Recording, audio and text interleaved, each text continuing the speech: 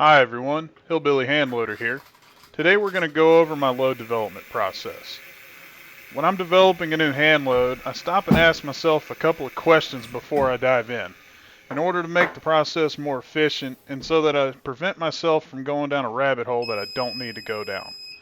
The first question is, what will this ammo be used for? The answer to that is DMR/quantified performance matches. These matches generally max out at around 800 yards, and the targets at that distance are normally at least a full-size IPSC torso or larger, so this ammo doesn't need to be on the same level as ammo I might load for PRS or prone matches. The second question I ask myself is, what is the acceptable level of precision that I need from this ammunition? In this case, a 5-round group average of less than 1.5 MOA will be plenty to be competitive. This means that my 20 to 25 round groups can be as large as 2 to 2.5 MOA, since the individual 5-round groups within the larger group will be at 1.5 MOA or less. We're dealing with a gas-operated semi-auto here, folks. Bolt gun precision is not necessary. A small disclaimer before we get into the actual process. The load data presented here is my load data. Do not assume that it is automatically safe for your rifle. Always start at a charge weight 10% below maximum and work up from there. So let's go over the overall process of how I do my load development. I start with a modified version of the ladder test that I'm sure many of you have seen before. I load 5 rounds at each powder charge. In this case, 22.0, 22.5, 23.0, 23.5 and 24.0 grains of IMR 8208 XBR, and 24.0, 24.5, 25.0, 25.5, and 26.0 grains of Winchester Staball match. In case you weren't keeping count, this is a total of 25 rounds for each powder. The bullets I'll be using today are Hornady 73 grain ELD match. These bullets are the heaviest ELD match that can be loaded into AR-15 magazines in 223. Primers I'm using are Magtech 7.5 small rifle primers, and the cases are Lake City Range pickup brass. Let's talk about the rifle used in this load development.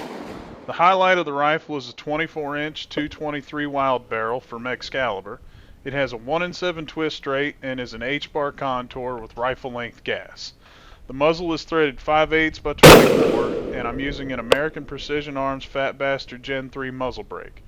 The optic is a Bushnell Elite Tactical DMR2 3.5 to 21 by 50, first focal plane, and it's an MRAD scope. Mounted with a Primary Arms SLX 20 MOA 34mm cantilever mount.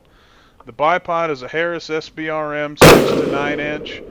And I'm using an Armageddon Gear Game Changer for the rear support bag. Now let's talk about the why of this video.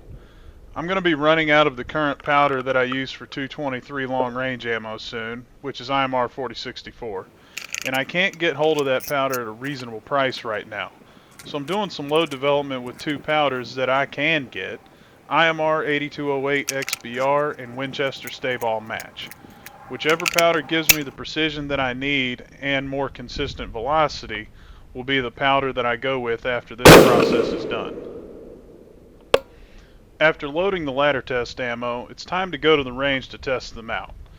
All the testing in this video is fired at 100 yards in the National Forest Range in Blacksburg, Virginia. I'm using a Trigger Cam 2.1 for the scope footage. Every shot is recorded with the Athlon Rangecraft chronograph. I logged each powder charge weight as a separate session of the chronograph in order to better display the results. The ammo produced predictable and measurable climbs in the velocity as charge weight increased, and no signs of dangerous pressure were seen on the primers or cases. The brass catcher I'm using is from Brasco, and it works on any mil-spec AR-15 loader. Once I have fired all the ladder test charges, I examine the groups with Ballistic XAP to get official measurements. Then I have to decide which powder charge weight to use for the larger sample size testing that comes next. I decided to use the 26 grain charge of Staball match and the 24 grain charge of 8208 XBR. I'm not concerned with the group size at this point because 5-shot groups are not statistically significant enough to draw any real conclusions from. The 24 grain charge of 8208 XBR gave me the highest velocities of the test, a little over 2,900 feet per second.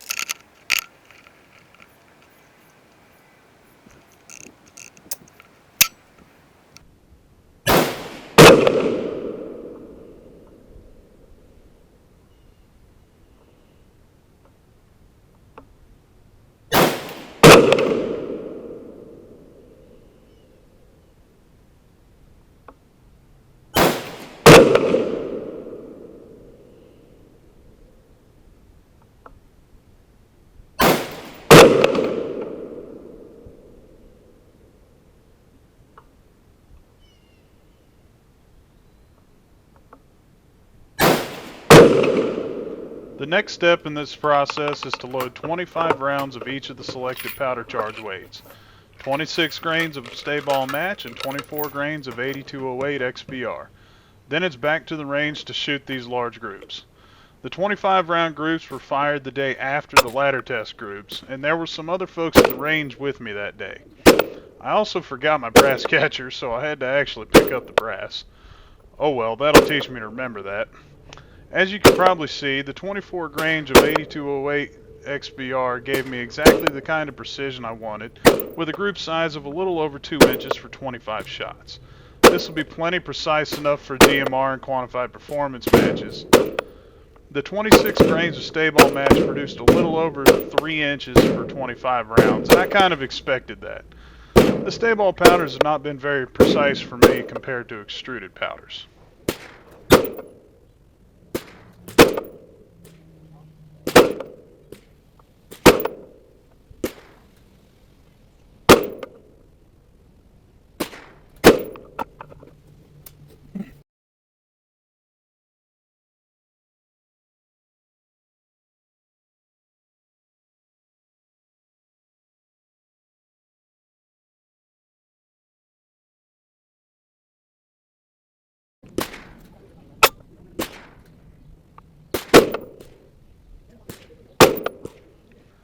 Now, I know some of you are probably used to a much more in-depth and involved load development process. While I do acknowledge some of the benefits that can be gained from those practices, I don't feel the need to dig in that much on gas gun ammo that doesn't need that level of precision. This ammo will serve me well when I run out of IMR 4064 in a couple hundred rounds. If you like what you see here, feel free to subscribe to see how this ammo fares for me in upcoming matches. I'll be doing another video like this when I finally receive the NOS 3 cases that I recently ordered from Shell Shock Technologies, so keep a lookout for that video.